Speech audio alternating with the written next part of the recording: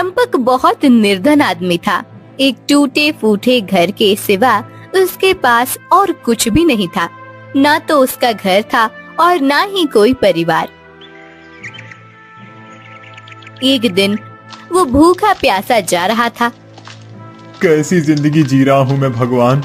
ना तो मेरे पास पैसे हैं और ना ही मेरा कोई परिवार है। ऐसी जिंदगी जीने से तो अच्छा है कि मैं मर ही जाऊं। वैसे भी किसी को मेरे जीने या मरने से कोई फर्क नहीं पड़ता। चंपक अपनी जिंदगी से तंग आकर नदी पर अपनी जान देने जा रहा था। तभी रास्ते में उसने देखा कि एक मुर्गी अपने एक अंडे के पास बैठी हुई है। तभी वहाँ एक बड़ा बिल्ला आता है। बिल्ला अंडे के पास आने लगता है। उसे पास आता हुआ देख मुर्गी अपने पंख फड़फड़ाने लगती है। बिल्ला उस अंडे को अपने मुंह में पकड़ लेता है। बचाओ, कोई मेरे बच्चे को बचाओ। मुर्गी की आवाज सुनकर चंपक वहाँ जाता है। मुर्गी के अंडे को बिल्ले के मुंह में देखकर चंपक वहीं पड़ा हुआ एक डंडा उठाता है और बिल्ले को पीटने लगता है। छोड़ छोड़ उस अंडे को। एक माँ के सामने उस बच्चे को खाने वाला है तू। छोड़ दे उसे। चंपक जोर जोर से बिल्ले को पीट रहा था। बिल्ला अंडे को छोड़कर भाग जाता है। फिर तुमने आज मेरे इस अंडे की रक्षा करके मुझ पर बहुत बड़ा एहसान किया है। नहीं, मैंने कोई एहसान नहीं किया। ये तो मेरा फर्ज था। लेकिन तुम एक मुर्गी होकर हम इंसानों की भाषा में कैसे बात कर रही हो? वो तुम्हें बाद में पता चल जाएगा। लेकिन ये बताओ कि तुम इतने मायूस होकर कहाँ जा रहे थे? मेरा इस दुनिया में कोई नहीं है। मैं बहुत गरीब हूँ। मेरे पास कोई काम नहीं है। मेरे जीने का कोई अर्थ नहीं है। इसीलिए मैं अपनी जान देने जा रहा हूँ। क्या जान देने जा रहे थे? जान देना ये किसी भी समस्या का समाधान नहीं है। लेकिन मैं जीकर भी क्या करूं? मेरे जीने का कोई आधार नहीं है और ना ही कोई फायदा। नहीं, ये कोई उपाय नहीं है। तुम्हारी इस समस्या से बाहर निकलने में मैं तुम्हारी मदद करूंगी। ये लो, ये मेरा अंडा। कुछ दिनों के बाद इससे एक मुर्गी बाहर आएगी जो तुम्हें रोज अंडे देगी। तुम उन अंडों को बेचकर अपना गुजारा कर सकते हो। तुम्हें पैसे मिल जाएंगे और तुम अपना जीवन सुधार सकोगे। क्या मुर्गी रोज अंडे देगी? हाँ, समय आने पर तुम्हें सब पता चल जाएगा कि ये सब क्यों और कैसे हो रहा है। अभी तो तुम सिर्फ ये अंडा लेकर अपने घर जाओ और अपनी जान देने का विचार हमेशा के लिए त्याग दो।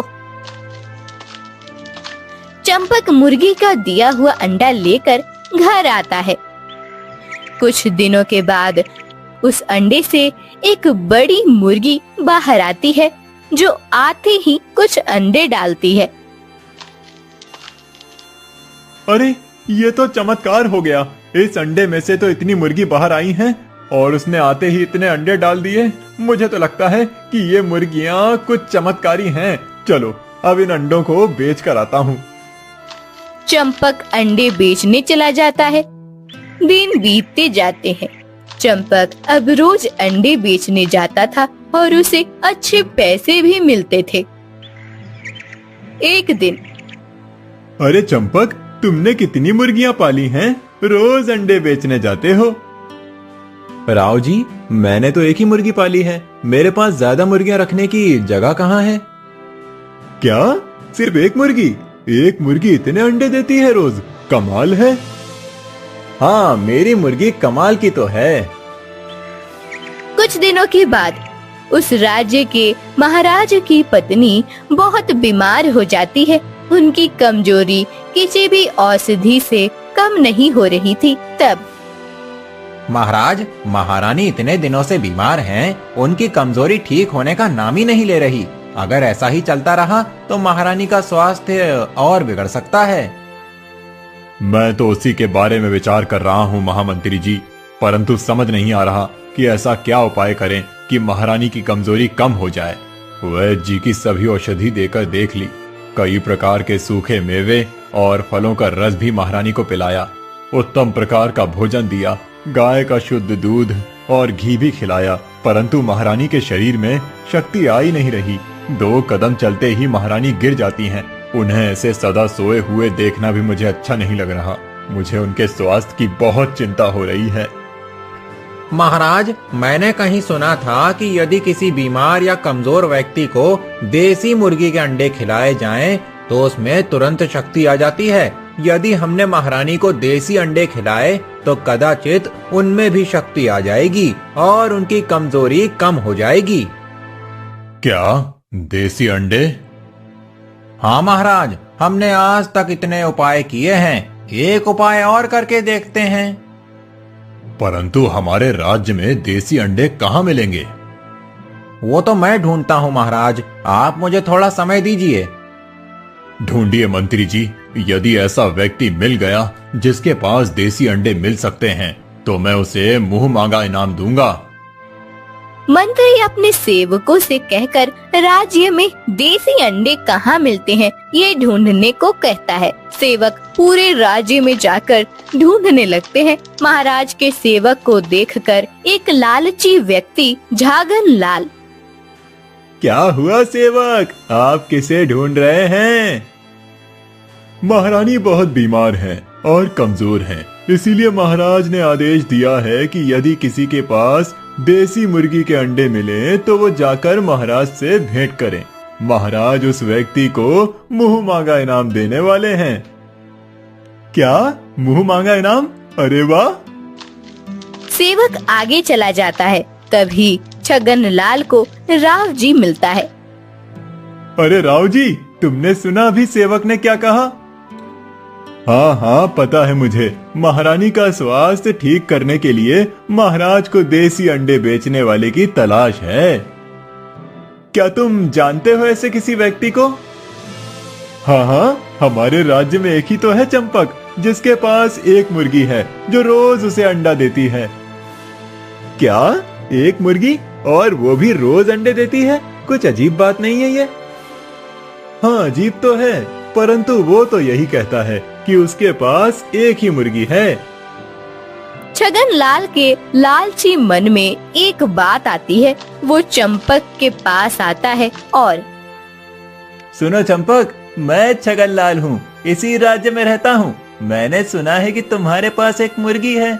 मैं उस मुर्गी को खरीदना चाहता हूँ। परंतु मैं उस मुर्गी को बेचना नहीं चाहता।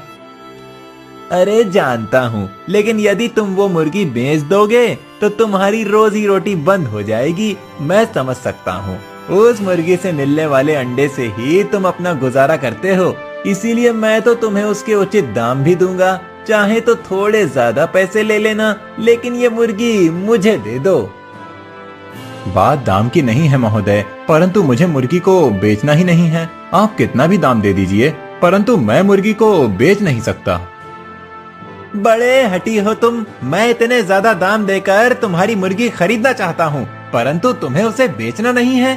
सोने की मुर्गी है क्या तुम्हारी? हाँ, अरे रखो अपनी मुर्गी अपने पास ही। छगन लाल गुस्से से चंपक के घर से चला जाता है।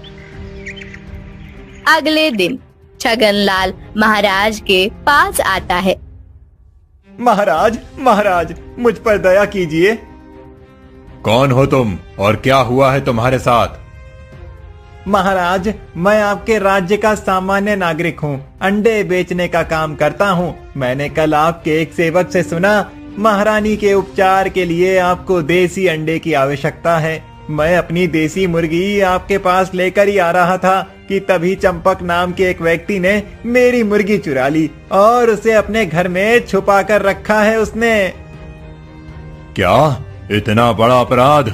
महारानी के उपचार हेतु लाई जाने वाली मुर्गी की चोरी की उस दुष्ट ने?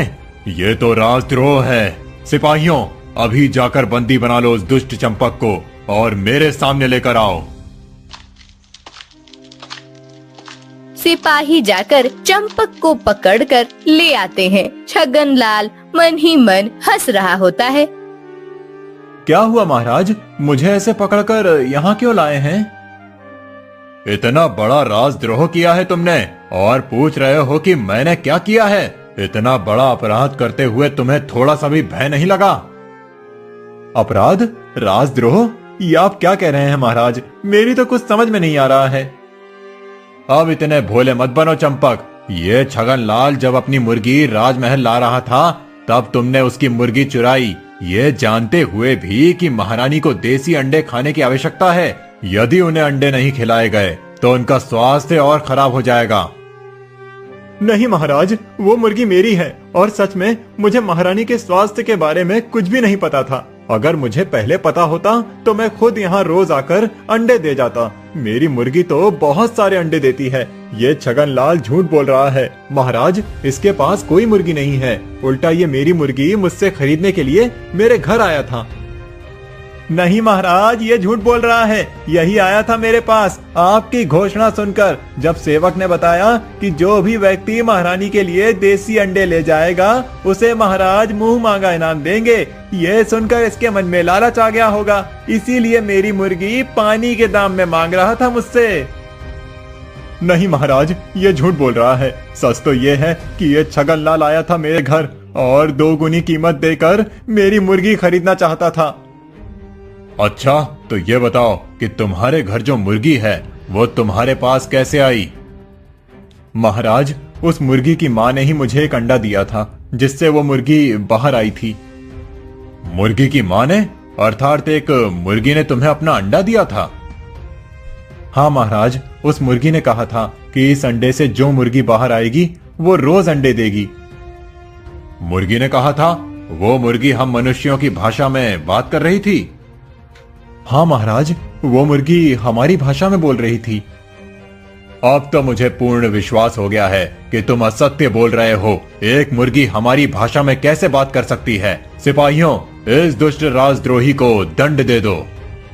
सिपाही चंपक को ले जाने लगते हैं। तभी वहाँ वही मुर्गी प्रकट हो जाती है जिसने चंपक को अपना अंडा दिया था।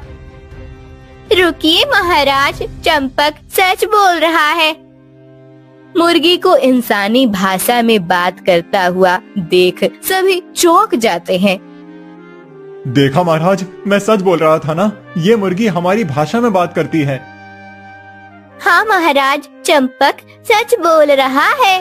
मैंने ही उसे मेरा अंडा दिया था। उस दिन चंपक ने मेरे अंडे को एक बागड़ बिल्ले से बचाया था, मेरी मदद की थी, इसलिए मैंने खुश होकर उसे मेरा अंडा दिया था। वो सब तो ठीक है, परंतु तुम हमारी भाषा में बात कैसे कर सकती हो? इसका रहस्य क्या है? महाराज के ऐसे पूछते ही रोशनी छा जाती है और मुर्गी की जगह एक सुंदर परी प्रकट होती है।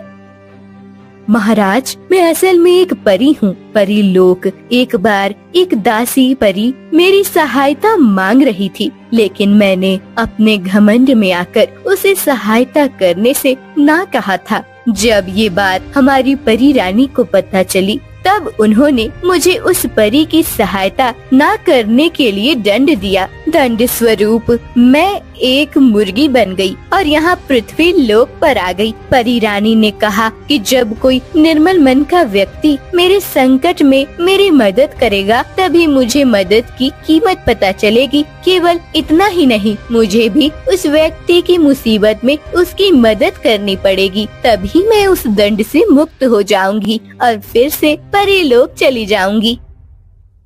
सिपाहियों, चंपक को छोड़ दो। परी की बात सुनकर मुझे विश्वास हो गया है कि ये सच बोल रहा है। महाराज, जब चंपक मुझे पहली बार मिला था तब वो बहुत विचलित था। उसका इस दुनिया में कोई नहीं है और वो बहुत निर्धन था, इसलिए वो अपना जीवन समाप्त करने जा रहा था। इसलिए मैंने उसे मेरा चमत्कारी अंडा दिया था जिससे उसकी परेशानी खत्म हो जाए। अब मेरा अपने परीलोक जाने का समय आ गया है। परी जी, अब आप चली जाएंगी तो क्या जो मुर्गी मेरे घर है वो भी चली जाएगी? नहीं नहीं परी, उस मुर्गी की हमें बहुत आवश्यकता है। महारानी के स्वास्थ्य में सुधार लाने के लिए उन्हें देसी अंडे खिलाने की सलाह मिली है। अगर तुम उस मुर्गी को अपने साथ ले जाओगी तो मेरी महारानी कभी ठीक नहीं हो पाएगी। नहीं, वो मुर्गी यही चंपक के पास रहेगी और उसके चमत्कारी अंडे खाकर महारानी जल्दी ही स्वस्थ हो जाएंगी। परी राजमहल से गायब होकर अपने परी लोक चली जाती है। चंपक, मुझे क्षमा कर देना, मैंने बिना पूरी बात जाने तुम्हें अपराधी समझ लिया। तुम अभी जाकर अपनी मुर्गी के अंडे लेकर आओ। जब तक महारानी की कमजोरी कम नहीं होती तब तक रोज तुम्हें यहाँ अंडे लेकर आना है। अवश्य महाराज, मैं अभी अंडे लेकर आता हूँ। छगनलाल, तुमने हम सबसे झूठ बोला है। तुमने एक निर्दोष व्यक्ति को दोषी बताकर हमारे सामने पेश किया है। तुम अपने लालच में आकर किसी और के साथ इतना बुरा कर रहे थे। मुझे क्षमा कर दीजिए महाराज, मैं सच में बहुत लालची बन गया था। अभी तो मैं तुम्हें छोड़ रहा हूँ। यदि फिर से किसी के साथ तुमने ऐसा व्यवहार किया तो मैं तुम्हें दंड देने से नहीं चूकूंगा। चंपक अपने मुर्गी के अंडे लेकर आता है और महारानी को खिला देता है। अगले कुछ दिन चंपक की मुर्गी के अंडे खाकर महारानी का स्वास्थ्य सुधर जाता है और वो चलने फिरने लग जाती हैं। महाराज चंपक को बहुत सारा धन देते हैं। चंपक के दोस्त राव जी की पहचान कन्या से चंपक की शादी हो जाती है। चंपक ने परी की दी हुई मदद से उसका जीवन संवर जाता है। सुंदर नगर के नरेश महाराज समरजीत शिकार करने के लिए अपने एक मंत्री के साथ वन में गए हुए थे। मंत्री, हमें यहाँ आकर बहुत देर हो गई है, परंतु अभी तक कोई भी प्राणी हमारी दृष्टि में नहीं आया है। मेरे विचार से हमें यहाँ से चलना चाहिए। कदाचित आज कोई शिकार नहीं मिलेगा। कुछ देर और रुक जाते हैं महाराज, कदाचित कोई प्राणी आ जाए। ठीक है। दोनों वहीं रुक जाते हैं। कुछ देर के बाद उन्हें एक सूअर की आवाज सुनाई देती है। मंत्री, लगता है कि कोई जंगली सूअर हमारे आसपास ही है। मुझे अभी उसका शिकार करना होगा। महाराज समरजीत अपना धनुष लेकर सूअर के शिकार सज्ज हो जाते हैं। थोड़ी देर के बाद उन्हें झाड़ियों के पीछे सूअर दिखाई देता है। महाराजा समरजीत अपने धनुष से निशाना साधते हैं और सूअर पर तीर चला देते हैं। सूअर भाग जाता है। मंत्री, वो सूअर भाग रहा है। कदाचित वो बाण से आहत हुआ होगा। मैं उसके पीछे जाकर उसे पकड़ता हूँ। आप राजमहल लौट जाइए, मैं सूअर का शिकार करके लौटता हूँ। मंत्री राजमहल के लिए प्रस्थान करता है और राजा समरजीत सूअर का पीछा करने लगते हैं। समरजीत सूअर की आवाज का पीछा करते करते एक गुफा में पहुंच जाते हैं। गुफा के अंदर जाने के बाद वो सामने जो देखते हैं उसे देखकर उनकी आंखें खुले की खुली रह जाती हैं। ये क्या, इतने निर्जन और घने वन में इस गुफा के अंदर इतना सारा खजाना, हीरे मोती और मूल्यवान रतन। इतना बड़ा खजाना किसका होगा और इसे किसने छुपा रखा होगा? समरजीत अपने आप से बात कर रहे थे, तभी उनके पीछे से एक आवाज आई। ये खजाना मेरा है समरजीत। तुम तो वही सूअर हो जिस पर मैंने बाण चलाया था, परंतु तुम एक सूअर होकर मनुष्य की भाषा में कैसे बोल सकते हो? और क्या कहा तुमने? ये खजाना तुम्हारा है? ये कैसे हो सकता है? वो सब बताने का मेरे पास समय नहीं है महाराज।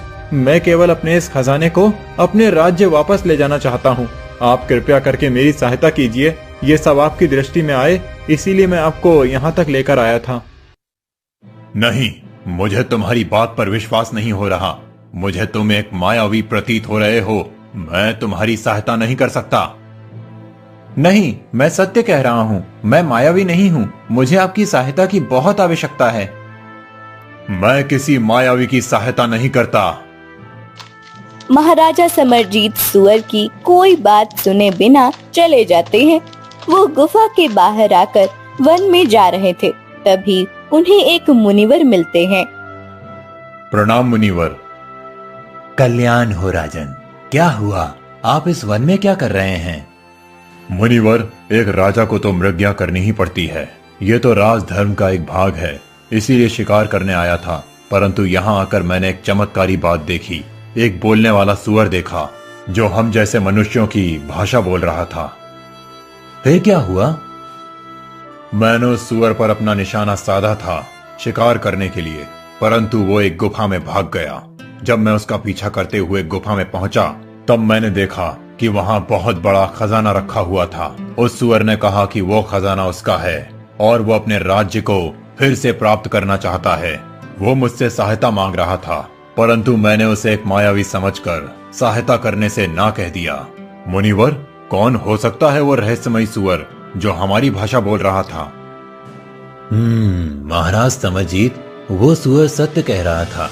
वो एक राजा ही है और वो खजाना भी उसका ही है। ये आप क्या कह रहे हैं मुनिवर? एक सूअर और राजा?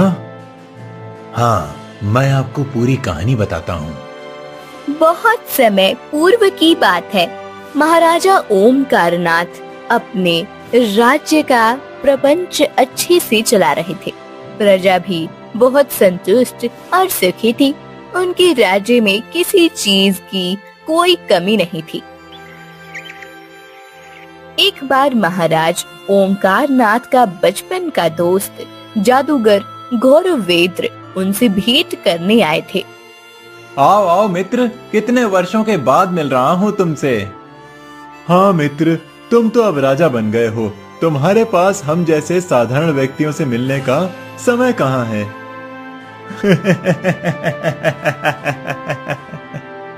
तुम और साधारण मित्र, मैं राजा अवश्य बन गया हूँ, परंतु मेरी दृष्टि सभी गतिविधियों पर रहती है। तुम्हें क्या लगता है कि मैं नहीं जानता कि तुम कितने बड़े जादूगर बन गए हो?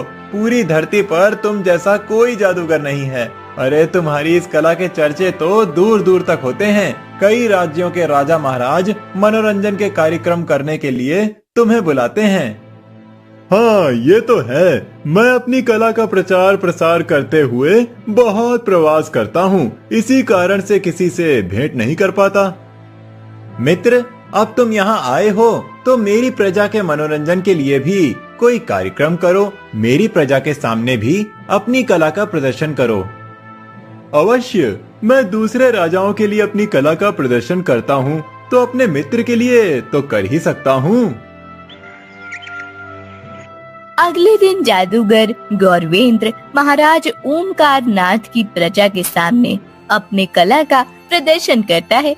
बड़े प्रांगण में गौरवेंद्र पूरी प्रजा के सामने अपनी जादू दिखाता है। गौरवेंद्र की जादू देखकर सभी प्रजाजन अति प्रसन्न हो जाते हैं। महाराज ओमकारनाथ भी प्रजा को प्रसन्न देखकर प्रसन्न हो गए थे। मित्र, तुमने तो आज बहुत अद्भुत कार्य किया है। मैंने मेरी प्रजा को इतना प्रसन्न पहले कभी नहीं देखा। मेरा राज्य बहुत बड़ा है, इतने सारे प्रवासी हैं, सभी संतुष्ट हैं, परंतु आज इनके आनंद की कोई सीमा नहीं है। इतने वर्षों में पहली बार इन सब ने ऐसा कुछ अद्भुत देखा है। मैं तुमसे बहुत प्रसन्न हूँ मित्र। मांगो, क्या उपहार चाहिए? अरे, तुम तो मेरे मित्र हो, तुम्हें मुझे कुछ भी देने की आवश्यकता नहीं है। फिर भी यदि तुम मुझे कुछ देना ही चाहते हो तो अपना ये राज्य दे दो। मुझे तुम्हारे राज्य से बहुत प्रेम हो गया है। इतने बड़े हो गए हो, फिर भी अभी तक तुम्हारा चेष्टा करने का स्वभाव नहीं बदला है। मेरा उपहास कर रहे हो ना? तो क्या सत्य में मैं तुम्हारा राज्य मांग रहा हूँ? नहीं, मुझे कुछ नहीं चाहिए। कुछ कैसे नहीं चाहिए? कुछ ना कुछ तो तुम्हें लेना ही होगा। ऐसा कहकर ओमकारनाथ अपने गले के मूल्यवान रत्नों की माला निकालकर जादूगर गौरवेंद्र के गले में पहना देता है। अगले दिन, मित्र, तुमने मेरी कला तो देख ली, अब मुझे भी तुम्हारी कोई कला दिखाओ। मैं अपनी कौन सी कला दिखाऊं तुम्हें? अभी युद्ध का कोई अवसर नहीं है, अन्यथा मैं तुम्हें अपना युद्ध कौशल दिखाता। कोई बात नहीं मित्र, युद्ध कौशल नहीं तो तुम मुझे अपनी शिकार की कला तो दिखाओ। अरे, मैंने सुना है कि राजा महाराजाओं को मृज्ञान करना उनके राजपाट का एक भाग होता है। तुम भी तो शिकार करते ही होगे। चलो, हम शिकार करने के लिए चलते हैं। दोनों मित्र शिकार करने के लिए वन में चले जाते हैं। वन में ओमकार नाथ एक सुअर की शिकार करते हैं। फिर मित्र ओम प्रकाश, तुम तो सच में बहुत अच्छे शिकारी हो। इतना अचूक निशाना साधा है तुमने। अब मैं तुम्हें अपना एक और जादू दिखाता हूँ। ऐसा कहकर गौरवेंद्र अपनी जादू से अचानक ओमकार नाथ को एक सुअर में बदल देता है। अरे ये क्या, तुमने मुझे सुअर क्यों बना दिया? तुम्हें क्या लगता था कि मैं तुम्हारी शिकार की कला देखने के लिए तुम्हें यहाँ लेकर आया हूँ? अरे मैं तो तुम्हें बहाने से यहाँ लेकर आया था। मैंने उस दिन तुम्हें ऐसे ही नहीं कहा था कि तुम मुझे अपना राज्य दे दो। मैं सच में तुम्हारे राज्य का स्वामी बनना चाहता हूँ। इसीलिए मैंने ये तय कर लिया था कि आज तुम जिस प्राणी का शिकार करोगे मैं तुम्हें उसी प्राणी में बदल दूंगा। अब तुम यहीं वन में रहोगे और मैं तुम्हारे राज्य का स्वामी बनूंगा। गौरवेंद्र ओमकार नाथ को सुअर बनाकर कपटी हंसी के साथ उसके राज्य चला गया। गौरवेंद्र उसके राज्य में जाकर ये अफवाह फैला दी कि ओमकार नाथ राज्य का खजाना लेकर भाग गया है। गौरवेंद्र ने अपनी जादू पूरी प्रजा पर चला दी। प्रजा ने उसे राजा स्वीकार कर लिया और ओमकार नाथ को भगोड़ा करार दिया। मुझसे तो बहुत बड़ी भूल हो गई। महाराज ओम प्रकाश को सत्य में मेरी सहायता की आवश्यकता है। मुझे उनके लिए कुछ करना चाहिए। राजन, गौरवेंद्र ने ओमकार नाथ के राज्य के आसपास एक सुरक्षा कवच बना लिया है, जिससे कोई भी उस राज्य में प्रवेश न करे।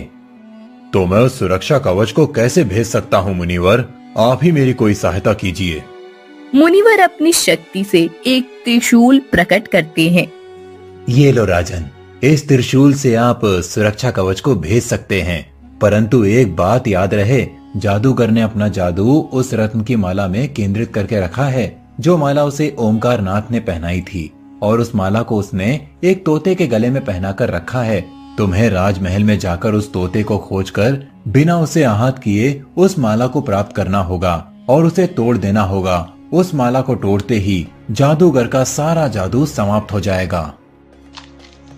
समरजीत मुनिवर से त्रिशूल लेकर ओमकार नाथ के राज्य पहुंच जाते हैं। त्रिशूल से वो सुरक्षा कवच को भेदकर राजमहल में प्रवेश करते हैं। फिर महाराज समरजीत, लगता है मेरे मित्र ने तुम्हें अपनी सहायता के लिए भेजा है, परंतु तुम्हें इतना सरल लगता है मुझे परास्त करना? तुम यहाँ तक तो आ गए हो, परंतु यहाँ से जीवित नहीं जाओगे। अवश्य जाऊंगा, और वो भी तुम्हारे जादू को खत्म करके। महाराज समरजीत इधर उधर देखने लगते हैं। एक दिशा से उन्हें तोते की आवाज आने लगती है। वो उस दिशा की ओर भागते हैं। गौरवेंद्र भी उनके पीछे आता है। समरजीत एक कमरे में पहुंचते हैं। वहां वो देखते हैं कि उस कमरे में बहुत सारे पिंजरे हैं और हर एक पिंजरे में एक एक तोता रखा हुआ था। उन सभी के गले में एक जैसी मालाएं भी थी।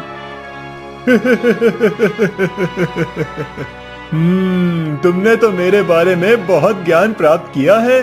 तुम्हें तो ये भी पता चल गया कि मेरी सारी विद्या एक तोते के गले की माला में है। लेकिन ये कैसे पता कर पाओगे कि इन सब तोतों में से वो तोता कौन सा है? महाराज समरजीत देखने लगते हैं। उन्हें समझ नहीं आ रहा होता है कि आखिर वो तोता कौन सा हो सकता है। सभी तोते बिल्कुल एक जैसे होते हैं और उनके गले की मालाएं भी एक जैसी ही होती हैं। बहुत देर तक समरजीत सभी तोते देखते रहते हैं। फिर अपना धनुष निकालकर वो तीर चलाते हैं। एक पिंजरे के अंदर उनका तीर चला जाता है और धीरे से उस तोते के गले की माला हल्के से निकलकर समरजीत के तीर पर अटक जाती है। समरजीत उस माला को तोड़ देता है। नहीं, ये कैसे हो सकता है? तुमने उस तोते को कैसे पहचान लिया? मैंने उन सभी तोतों को ध्यान से देखा। सभी तोते इधर उधर देख रहे थे, लेकिन केवल एक ही तोता था जो तुम्हारी तरफ देख रहा था। उसकी दृष्टि को देखकर मैंने समझ लिया कि वो अपने स्वामी को देख रहा है। इसीलिए मैंने उस पर ही तीर चलाया और मेरा अनुमान सही निकला। माला के टूटते ही जादूगर की सारी विद्या खत्म हो जाती है। समरजीत गौरवेंद्र को पकड़कर ओमकार नाथ के पास लेकर आता है। गौरवेंद्र की जादू खत्म होने की वजह से ओमकार नाथ सुअर से फिर मनुष्य में बदल जाता है। धन्यवाद महाराज समरजीत, आपने आखिरकार मेरी सहायता कर ही दी। आपकी ही वजह से आज मैं पुनः अपने वास्तव रूप में आ पाया हूँ। नहीं महाराज ओमकार नाथ, मुझे आपसे क्षमा मांगनी है। मुझे पहले ही आपकी बात मान लेनी चाहिए थी। मैंने आपको मायावी समझ लिया था। वो तो मुनिवर की कृपा थी जिन्होंने मुझे आपकी पूरी कथा सुनाई और इस दुष्ट के बिछाए हुए सुरक्षा कवच को भेदने का मार्ग दिखाया। महाराज ओमकार नाथ, ये लीजिए अपराधी, इसे अब आप ही दंड दीजिए। अवश्य महाराज, ये तो मेरे मित्र के रूप में एक भयानक शत्रु है। इसे मैं अपने राज्य में ले जाकर पूरी प्रजा के सामने दंडित करूंगा। परंतु महाराज, मुझे एक बात समझ नहीं आई कि उस गुफा में इतना सारा खजाना कहां से आया और आप उसे अपना क्यों बता रहे थे? गौरवेंद्र के मेरे राज्य में आने से पहले मेरे एक गुप्तचर ने ये जानकारी दी थी कि कोई मेरे राज्य पर आक्रमण करके लूटने वाला है, इसीलिए मैंने वो खजाना उस गुफा में छुपा दिया था। समरजीत और ओमकार नाथ दोनों अपने अपने राज्य चले जाते हैं। ओमकार नाथ अपनी पूरी प्रजा के सामने दुष्ट जादूगर गौरवेंद्र को एक पेड़ से बांधकर कोड़े मारने का दंड देता है और बाद में उसे कारागार में बंदी बना देता है। ओमकार नाथ अपने राज्य का भार एक बार फिर से अपने सर पर ले लेता है